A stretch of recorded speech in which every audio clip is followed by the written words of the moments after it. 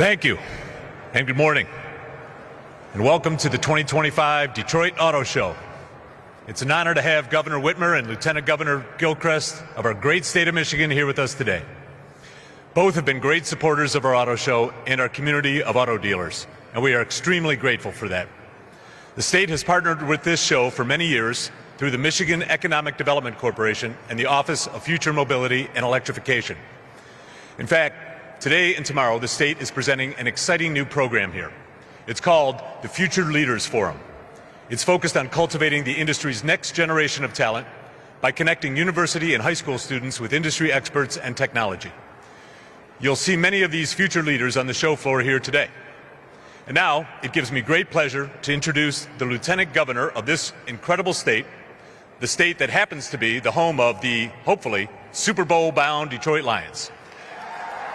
The Honorable Garland Gilchrist. Lieutenant Governor.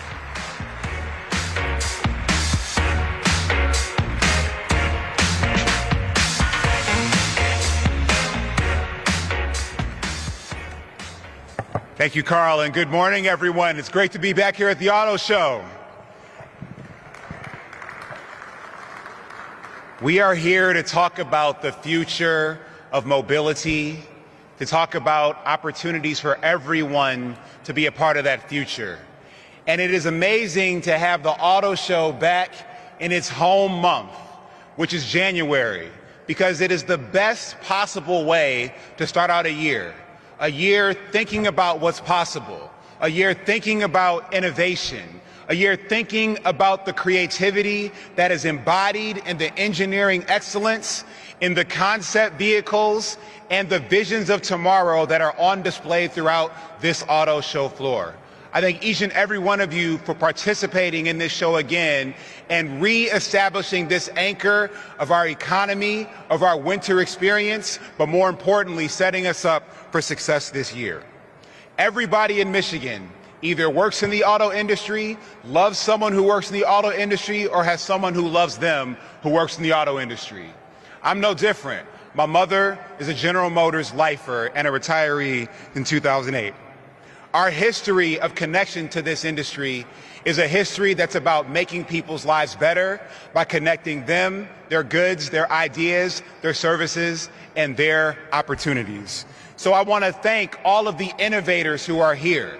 I want to thank all of the educators who are here. I want to thank all of my fellow engineers who are here making this show possible. We have so much work to do, and we will do this work together.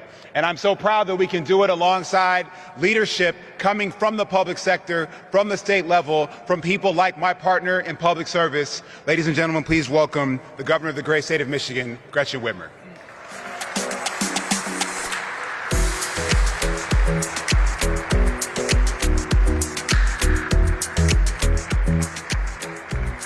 Hi, everyone. Happy New Year. I am excited to be here in the Motor City as we kick off another year where Michigan will be at the center of the action. This is my 7th year as governor, but I am still guided by the values I first ran on in 2018. The same values I was taught growing up in a bipartisan household. In the Whitmer house, compromise was a good thing.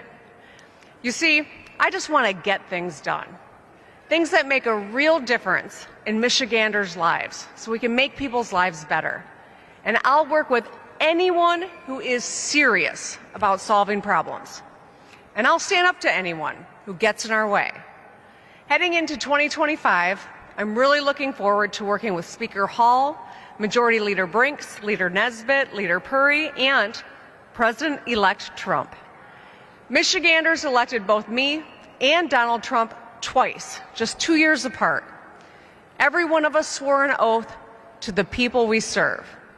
And the people expect us to find common ground, especially when it comes to lowering costs, creating good-paying manufacturing jobs, boosting research and innovation, and cutting red tape.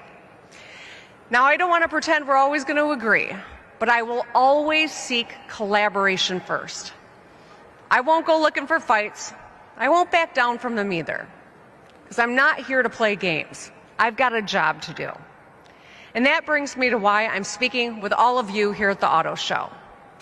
Usually I wait until my State of the State address to lay out an economic vision, but this could not wait.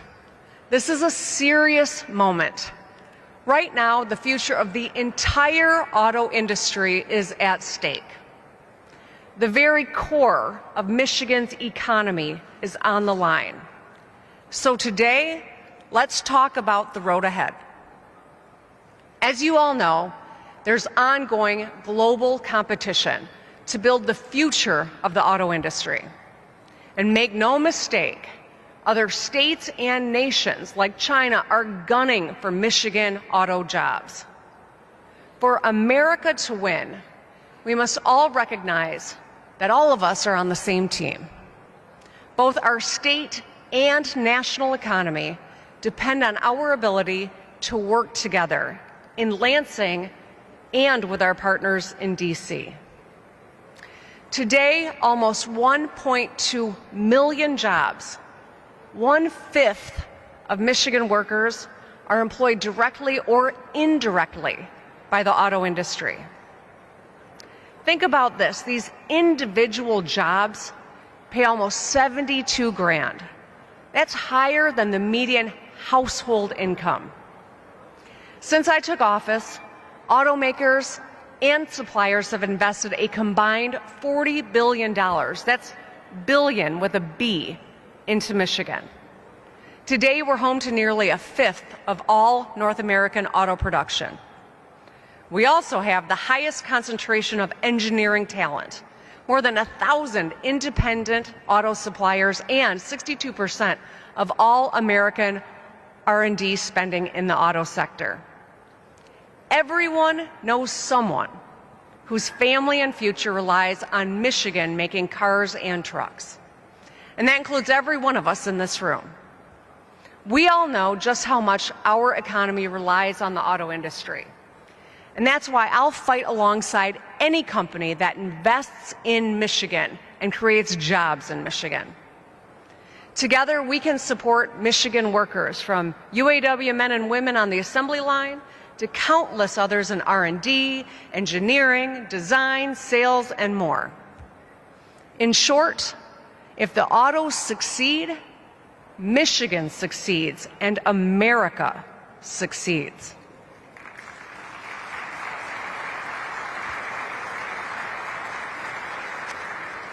Now, I want to take us back to December of 2021, when I brought Republicans, Democrats, and industry leaders together to establish our bipartisan job fund.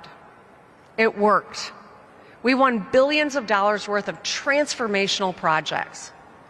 And since then, we've been building on this momentum, passing brownfield legislation, making it easier to convert abandoned buildings into new, cutting-edge factories powered by the latest technology, modernizing Renaissance zones to lower costs for companies who invest in areas of our state that had been ignored, winning hundreds of millions of federal dollars to help manufacturers retool their factories and make sure today's auto workers can be a part of tomorrow's economy, including a new program for small suppliers that we'll be launching later this year. And on Monday, I stood with business leaders and signed bipartisan legislation to establish an innovation fund and an R&D tax credit. These new tools will launch hundreds of Michigan-based startups, create thousands of good-paying Michigan jobs, and increase collaboration with Michigan's world-class universities. Now, over the past 6 years, we have moved forward. But if we don't keep going, we will fall behind. Michigan is still the #1 auto state, but others have gained ground, especially in the South. They want to steal this vital industry away from us. But we're Michiganders, damn it, and we're going to fight, right?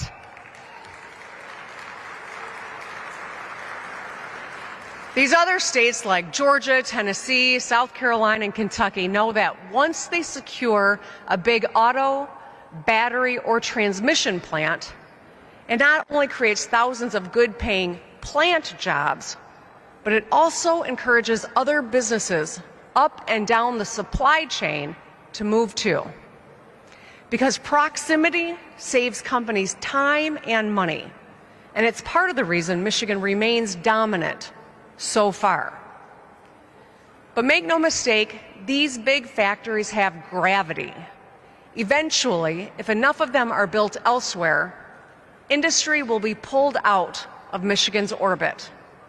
These other states are using every tool at their disposal. Some of them are just writing blank checks to companies. Well, that's bad policy.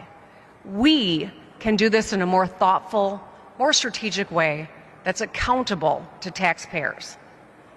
The truth is, today, we lack speed and flexibility to win, though. And the tools we do have are going away. It's also no longer enough to just have part makers and assembly plants. To compete in the 21st century today, we need battery factories, software companies, chip fabs, and startups too. What defines the auto industry is changing in front of us. It's evolving into the auto ecosystem. Now consider all the moving parts, the lines of code, the rare earth materials that go into every vehicle. Owning this ecosystem top to bottom is critical. And to build an auto ecosystem, we cannot get complacent.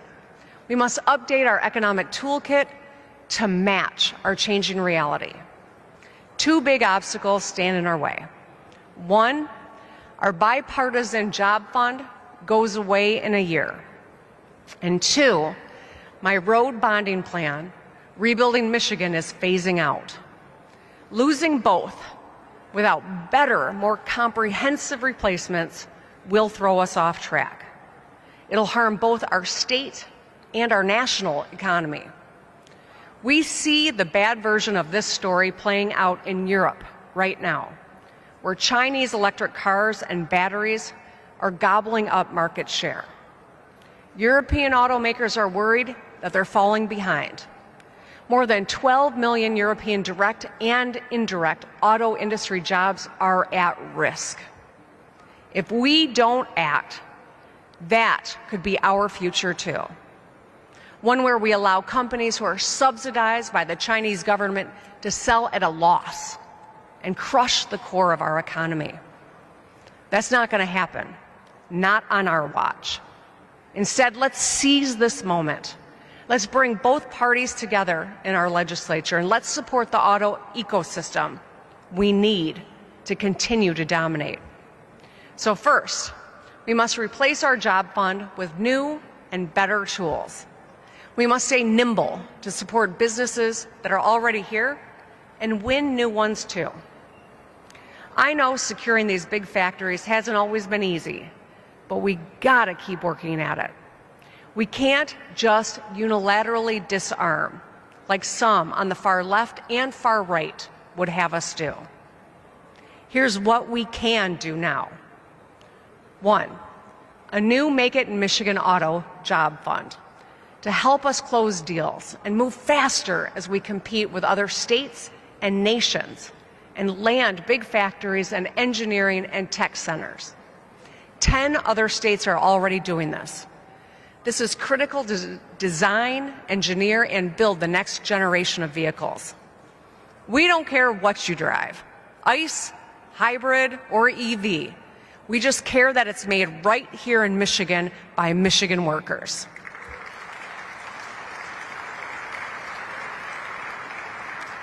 Two, a new payroll tax cut called Hire Michigan. So the more Michigan employees you hire and the better you pay them, the more you can save here in Michigan. My predecessor, Governor Snyder, had this idea first, and Senator Sam Singh, a Democrat, is carrying it forward today. It's not politics, it's common sense. We need companies investing here in Michigan to put down roots, to create high-paying jobs and hire our workers. Three, a more streamlined strategic site readiness program to create space for future projects. We know that companies value having shovel-ready sites where they can just come in and start building on day one. Let's make it as easy as possible to create jobs in Michigan. 4, more investments in housing, placemaking, and brownfield redevelopment. Let's boost our housing supply to drive down costs for buyers and renters while improving our neighborhoods and downtowns. And finally, 5, more investments in transit, including buses and rail, to boost connectivity across areas with lots of industry. That brings us to our second obstacle, roads. Auto companies depend on reliable infrastructure to ship goods between raw materials, suppliers, and factories. The auto ecosystem we want to build is only as strong as the connections between all its parts. We need roads that are safe to help us attract people to our state, too. They can't be a punchline. As anyone who drives in Michigan will tell you, we have come a long way. And you're welcome for all those orange barrels, by the way. But the truth is, our roads still need work. I'm proud of the work that we've done on key highways and bridges with my Rebuilding Michigan bond plan, but we are facing a major funding cliff. We need a sustainable, long-term solution so we can fix the damn roads using the right mix and materials. If we don't find a solution, our roads will get worse and more dangerous. And that means expensive car repairs and delays on your drive home. Speaker Hall has said roads are a priority. And last fall, we got started working on a long-term solution, but we didn't quite get there. He said his caucus wants to keep working on this, and so do I. So to all my partners in the legislature, let's get back to the negotiating table and hammer out a bipartisan deal to get this done in 2025.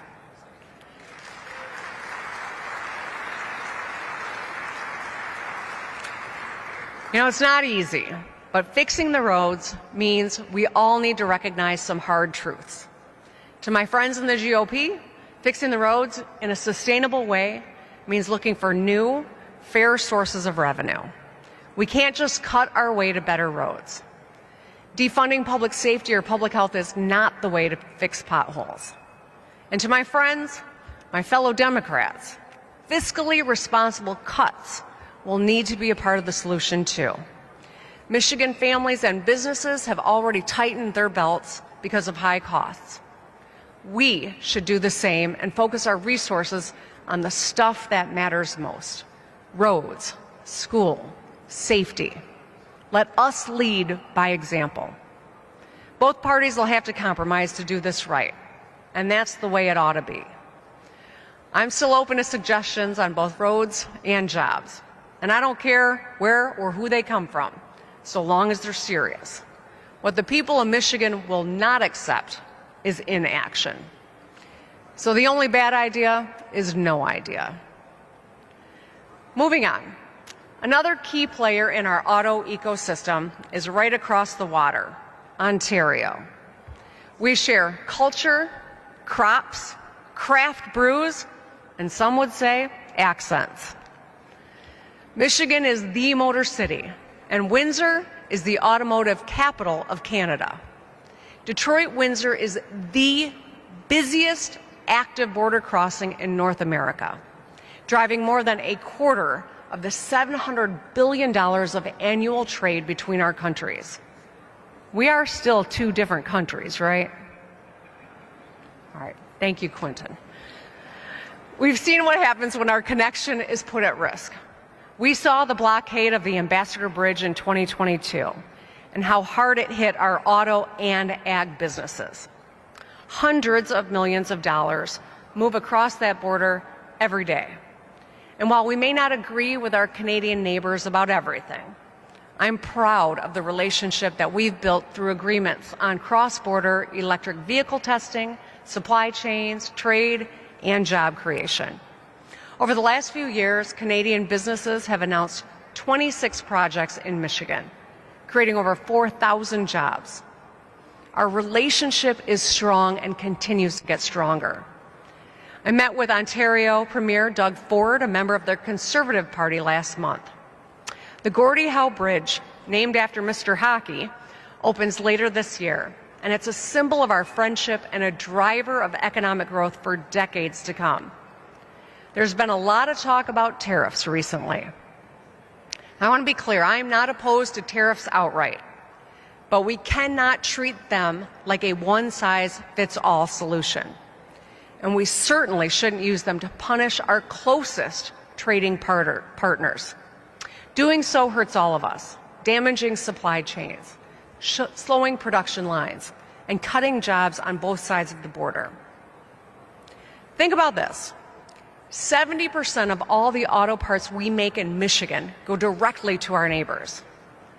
Every time a Michigan auto part crosses over the border and gets taxed, those costs will be passed on to you and to consumers at the dealership.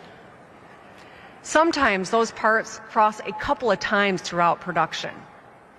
That means you'll pay more to buy a Silverado, or fix the engine of your Mustang, or replace the fender on your Jeep Grand Cherokee. The only winner in that equation is China. They would love nothing more than for us to watch us cripple Americans, our auto ecosystem, all by ourselves. This is a matter of national security. We cannot let that happen. And that's why my office has been in active discussion with Premier Ford's team and leadership from the Liberal Party to explore ways we can collaborate on tariffs, lower the cost of doing business, and protect Michigan's industry and consumers. Let's renew our commitment to a stronger relationship with our neighbors. And let's build a stronger auto ecosystem. And let's take on China together. Today, I've spoken about the road ahead, and I'm optimistic about our future because I know the journey that we've been on to get here. Over the past 6 years, I've signed more than 1,400 bipartisan bills and 6 balanced budgets. And to those who are keeping score at home, nearly 1,000 of those were under a Republican-controlled legislature. Since I took office, we've cut taxes by $1 billion for seniors and working families, secured nearly 40,000 auto jobs, built 50,000 units of housing, fed students free breakfast and lunch at school, replaced tens of thousands of lead pipes, and fixed nearly every major freeway. Our rainy day fund at an all-time high. State revenues are strong, GDP is up 35%, our credit rating is up, educational attainment, family wealth, and incomes are all up too.